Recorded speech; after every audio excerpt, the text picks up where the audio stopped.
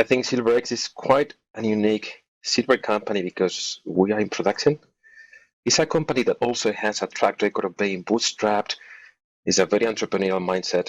We built a company from scratch over the last 4 years. We listed just 6 months ago. And now I think we have a vehicle that is ready to compete in the silver leagues to become a mid-tier over Latin America in the next few years. I think that's our objectives. And with that, I'm going to give you some background on the project, right? Our vision is to become that mid-tier company, okay? So I call for the long-term investors here because we are becoming that vehicle that by looking at these historical districts that are known in countries like Peru, where we are based, and we are looking at those districts with a different mindset, both from the exploration perspective, but also from a production modernization perspective, okay? And we are taking something that was relatively old to make it a modern mine, productive, and to actually have that as a foundation for our fast growth company. And as I said, we listed just 6 months ago. We have a very competitive team. Most of us are based in Lima. We have a very hands-on management team, counting of decades of experience, both on exploration and production. Most of the team are in Peru, as I said, including myself. And then obviously, with the going public, we have very strong backing in terms of our board, okay? We've had really, really interesting people. You can see our chairman, Luis Zapata. We have Darryl Riccardi, former Empire Resources. We have Nick Rowley from Titan Minerals. We have Mike Hoffman, former chairman of Tripoli. And we have people like Paul Matisek. So if you ask yourselves why we have this name of SilverX, we call for the X factor. And you want to see companies like GoldX, like LithiumX, and things like that. So in other words, we are a company that is placing a bet on having just a multiplying factor for our investors. But we have a long-term view, and having said that, and I mentioned that this company has been bootstrapped over the last few years. Despite that, we managed to put that into production by the time we went public. We have a very solid resource base with more than 7 million tons of resources. Okay, over 2021, we've processed more than 130,000 tons, and we are almost doubling up in 2022. Our planned capacity is 600 tons a day for high-grade ore, and we just got the permit to get expanded to 720, a 20% increase, and that's been implemented in between January and February, so as we speak. And we've executed more than 8,000 meters of drilling in 2021, and we are going to complete an additional 15,000 meters in 2022. That's a lot, and we plan to have first a very solid re-rating of our resource, and obviously we are also drilling some of, let's say, brownfield targets or new deposits. Overall, we own a district. And I mentioned the word district because it's not only one mine that we are building, but we have this district scale project. It's going to be more than one project, more than one mine. And overall, we see the overall throughput to go 3 to 4 times the current capacity. Why is that? Just the abundance of ore in this part of Peru. Now let's talk about what the company's done recently, what we plan to do now in 2022, and then I'll talk about the geology and the production. But as I said, we've executed lots of drilling. We will announce a new resource in Q2. We just got permitted to expand our plant. We are executing that, so it's been completed in Q1.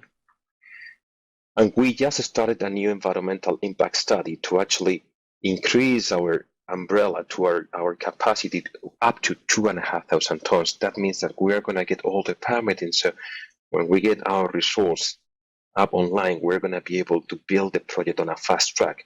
Everything we are doing is on a fast track. And in 2022, we're going to keep on drilling.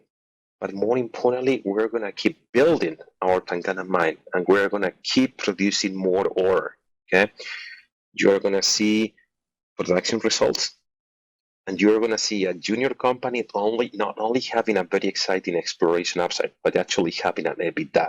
Okay, and we believe in that. We believe in organic growth. We believe in being that solid vehicle to be growing both organically and inorganically throughout Latin America. And we also believe we are in the right jurisdictions. We are in Peru, But I place a bet here to my North American competitors.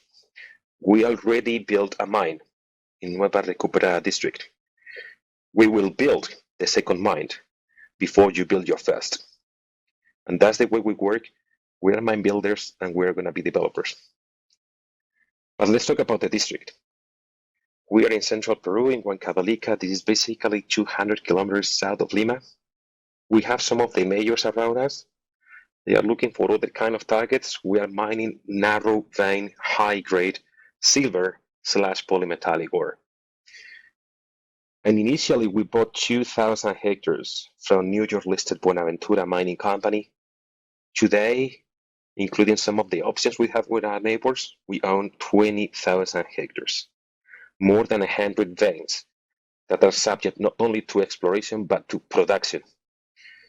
And more importantly, we've divided the district in two projects, north and south. The north is Tangana, and the south is Esperanza. Tangana is a project we are mining, we're building a mine, and we are drilling. That project gets activated. It's actually reaching full capacity now in Q1, and then we activate our second project, Esperanza.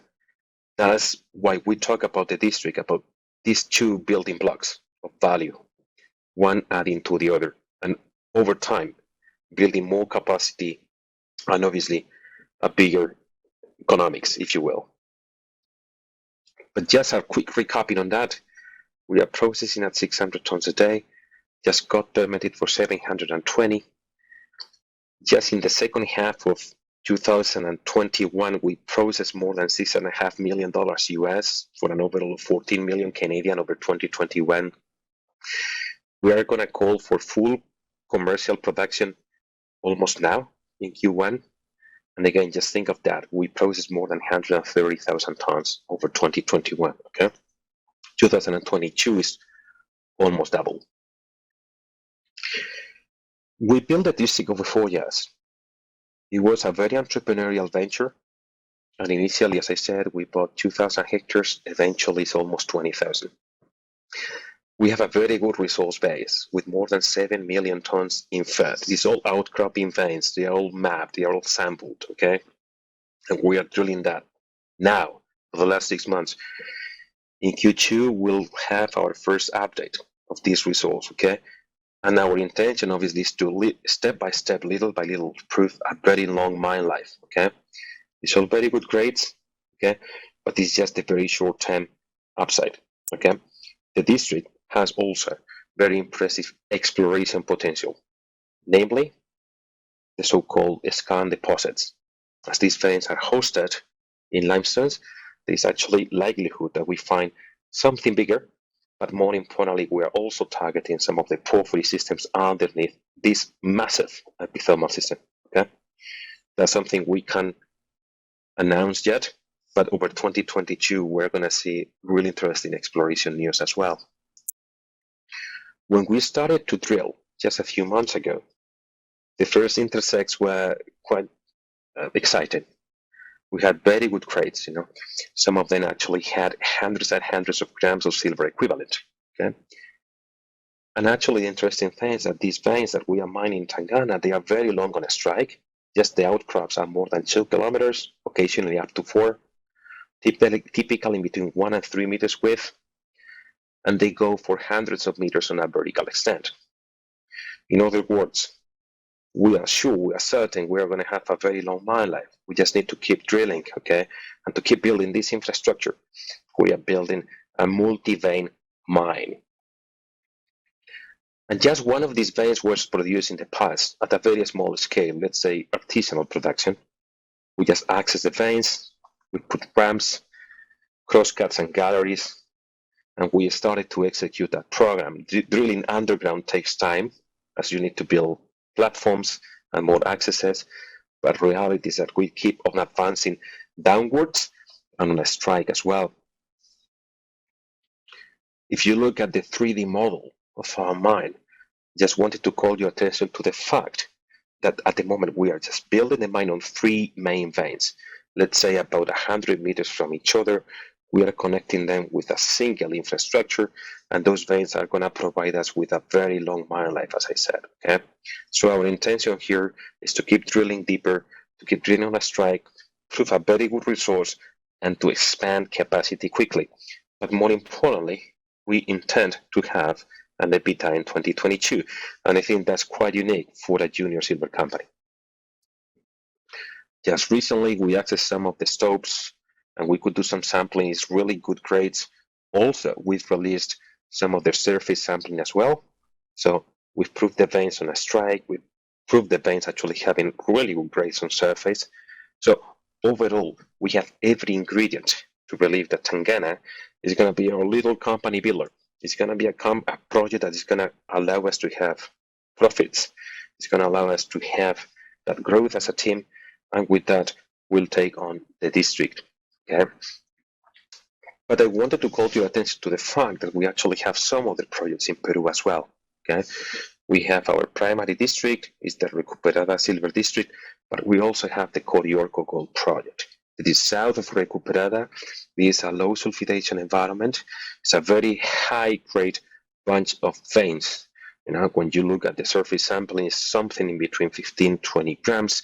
It's up to, I think, it's more than 15 veins that are known, and it's really a low sulfidation system we like, with the potential to become something bigger.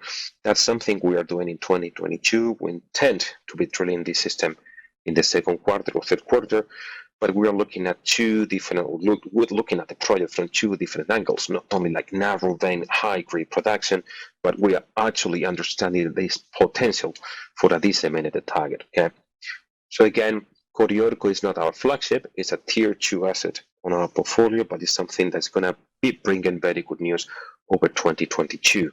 Okay. Overall, this is a portfolio we have today that allows us to grow organically, but we are also a company that is quite ambitious and aggressive on the non-organic growth, if you will. Okay. Now we are finally public. I think we have a very good investor base. We obviously intend to increase our share price over the next few months, and we are getting ready to do M&A as the price increases, right? I will just to finish up with the presentation, I will display some of the highlights. At the moment, we are basically a $40 million market cap, which is extremely undervalued. Just so you know, over the last couple of months, we've received independent analysis from some of the brokers and bankers targeting a price that is actually basically 3 times the current share price. So I really invite you to look at things like, or companies like Red Cloud or Echelon Partners, okay, to see target price of $1. Also, I wanted to call your attention to the fact that we as a company, as director as well, we have a very solid track record.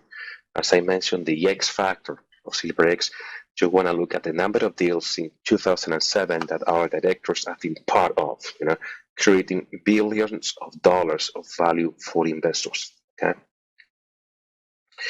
And finally, when you want to compare our market cap with other silver juniors, you know, it's quite significant to see, quite dramatic to see that we are, again, not only undervalued, but we have a long way to go, and not only in terms of resources in the ground, the fact that we are in production, the fact that we are executing our drilling today. So I would say that things that will happen with us will happen over 2022. So if I was an investor, I would see that there is actually a good opportunity with SilverX at the moment. In terms of resources in the ground, we have approximately 70 million ounces silver equivalent in the ground. So we actually are valued at basically half a dollar per ounce of silver. Okay. And especially if you look at the EBITDA that we are going to have in 2022, our valuation is quite low, I would say. So again, nothing but supporting the fact that SilverX is got all the fundamentals for our investors to jump on. But more importantly, I want you all to understand that we have a long-term vision, that we are company builders, we are mine builders, that I think we are becoming one of the most dynamic silver vehicles in Latin America in particular, and that you are going to see us growing quite dramatically over the next few years.